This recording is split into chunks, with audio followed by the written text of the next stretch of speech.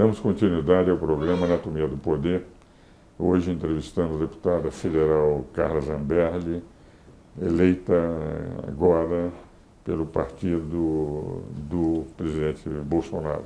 Como eu faço em todos os programas, Carla, eu ofereço um livro.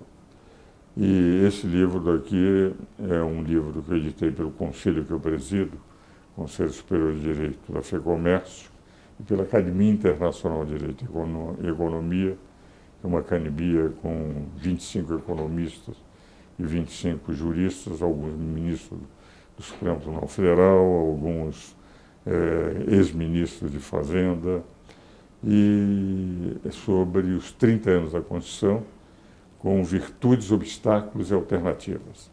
Inclusive, como eu tenho feito algumas críticas a um certo ativismo judicial do Supremo, apesar da admiração que tenho pelos ministros do Supremo, eu pedi ao ministro Luiz Roberto Barroso, que tem sido dos mais atuantes nessa visão que ele chama de consequencialismo ou de neoconstitucionalismo, para fazer o contraponto.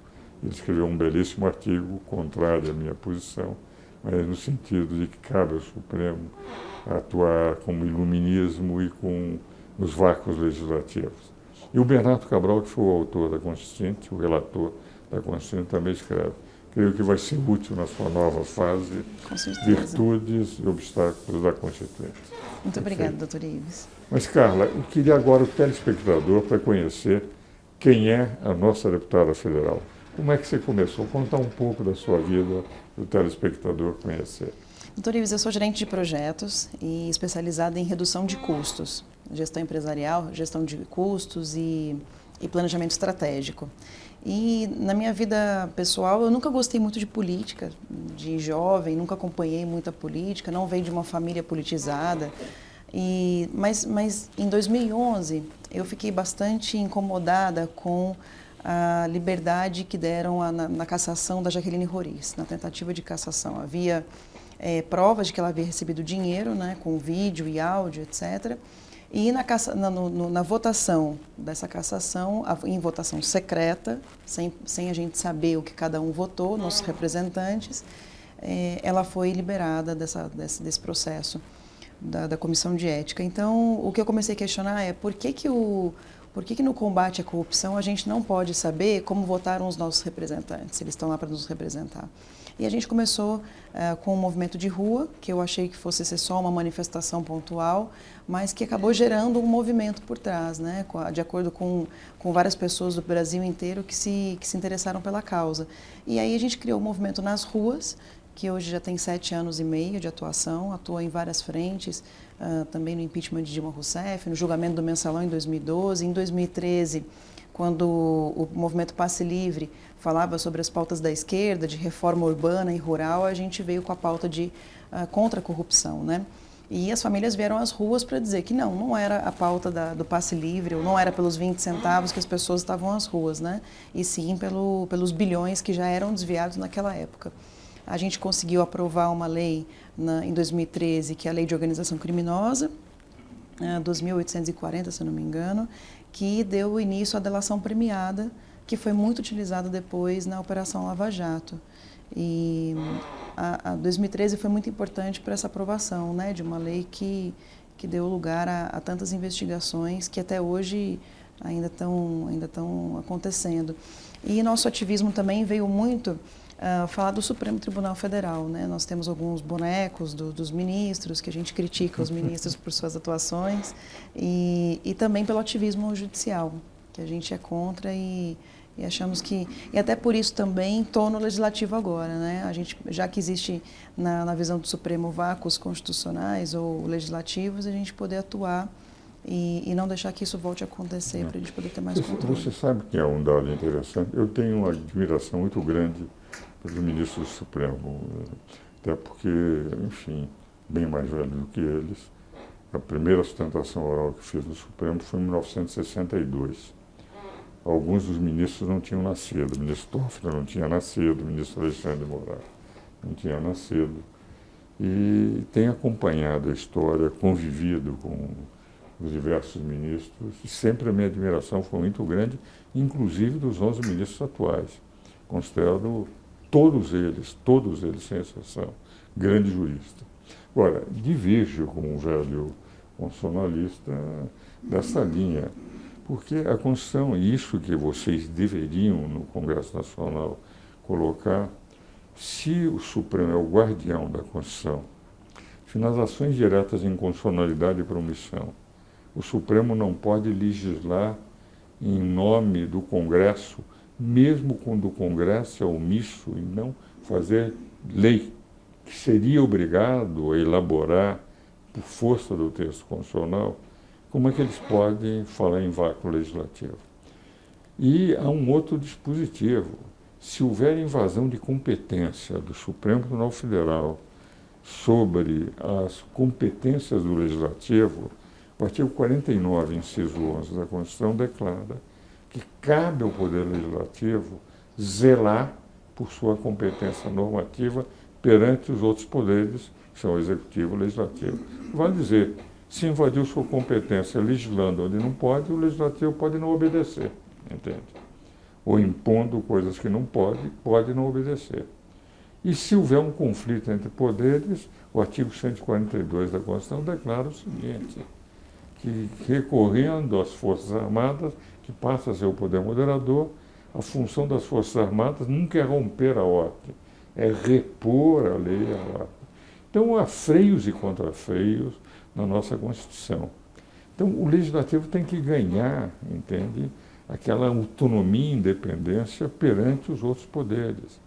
E eu creio que, apesar de um avanço dos ministros do Supremo Tribunal Federal, que são, a meu ver, grandes juristas, nas competências legislativas, por que o Legislativo não reagiu? Exclusivamente porque um terço do Legislativo anterior estava acuado por denúncias e por investigações. Então, não preservaram a sua competência normativa exclusivamente do Legislativo e não do Supremo. Entende? Então, eu tenho a impressão que esse Congresso vai ter a possibilidade de preservar suas competências.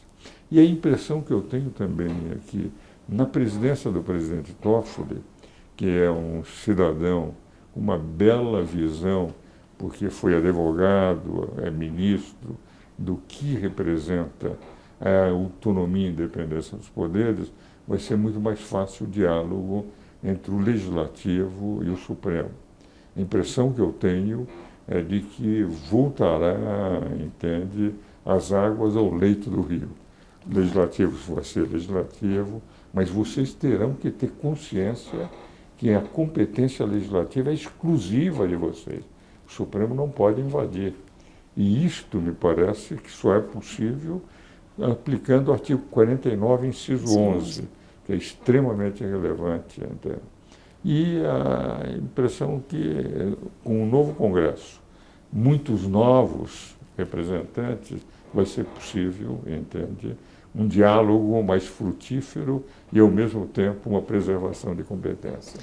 Eu espero que seja assim, doutor Ives, porque, por exemplo, a questão do aborto, que foi discutida recentemente pelo ministro Barroso, não é um vácuo legislativo. Já existem leis. Diversos projetos lá sendo discutidos. Com certeza, sendo discutido, já é uma causa e já existe lei para isso, já está bem formulado e assim, mesmo passando no legislativo projetos a favor do aborto e que foram vetados pela maioria do Congresso, ou seja, essa tese já foi decidida no Congresso. Claro. Não tem por que o STF voltar a discutir uma questão que foi definida e que não é competência do Supremo. Não é competência. A competência do Legislativo. É competência do Legislativo e foi decidido pelo Legislativo. Exato. Não é algo que não foi decidido, né?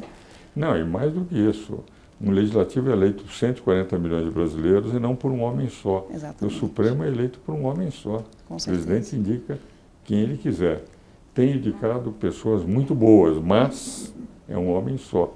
Quem representa o povo, a vontade do povo, que o povo deseja, é indiscutivelmente o Legislativo. E eles precisam se ater mais aos casos que estão no STF. Se nós temos pessoas ali que estão sendo deveriam estar sendo investigadas desde 2014, quando o juiz Sérgio Moro entregou uma lista para o Janot, dos investigados na Lava Jato, por que em 2018, 4 anos depois, nós não temos nenhuma pessoa julgada e condenada pelo Supremo? Nós temos diversos réus, como a Gleisi Hoffmann, o Renan Calheiros, que estão aí de novo, com foro privilegiado, foram reeleitos e que a gente precisa definir. Afinal de contas, eles são culpados ou não? Né? E o Supremo tem se omitido muito nisso. Coloca na frente processos do Lula diversas vezes para serem julgados, enquanto há mais de 5 mil processos para serem decididos. Pessoas morrendo por falta de remédio, por exemplo, que o Supremo se calou, né, na decisão. Desde 2009 havia, por exemplo, uma senhora pedindo um remédio para poder sarar da sua doença degenerativa e morreu logo depois do habeas corpus, que foi julgado dia 4 de abril desse ano, de 2018. Ela morreu 2 semanas depois por falta de julgamento da STF. Ou seja, quais são as prioridades do Supremo Tribunal Federal? Eu acho que ele precisa se ater às suas funções e deixar de legislar. E a meu ver, esse ponto, o Constituinte deu excesso de competências ao Supremo. As Supremas Cortes em todo o mundo, Carla, são Supremas Cortes em que eles tratam só de assuntos constitucionais e relevantes. A Suprema Corte Americana recebe 200, 300 processos por ano. Nossa recebe quase 100 mil processos. É absolutamente impossível uma Suprema Corte ser uma última instância de julgamento ordinário. Porque na prática nós temos 4 instâncias. Qualquer bom advogado levanta e leva qualquer questão de direito e de legalidade, de inconstitucionalidade para o STJ e para o Supremo. Os processos duram. Nós teríamos que reformular pelo Legislativo as competências do Supremo. As competências do Supremo deveriam ser com a dignidade própria das cortes constitucionais do mundo inteiro. Os grandes temas relevantes é que poderiam ser discutidos. Não qualquer questão, qualquer habeas corpus, sendo levada ao Supremo, quando nós já temos instâncias intermediárias. Porque em qualquer país do mundo, esse é o dado importante, tese que eu tenho debatido nos meus escritos, nos meus livros. Justiça se faz na primeira e segunda instância. A Suprema Corte tem a função de dar estabilidade às instituições. Meus amigos das trás da Câmara, quando o programa é muito bom, a gente não vê correr o tempo, está dizendo que o tempo está terminando. Carla, muito obrigado pelo programa e pela sua presença, explicando ao telespectador como teremos uma grande representante na Câmara dos Deputados agora. Graças ao senhor, doutor Ives. Muito obrigado. Obrigada. Espero novamente no próximo domingo.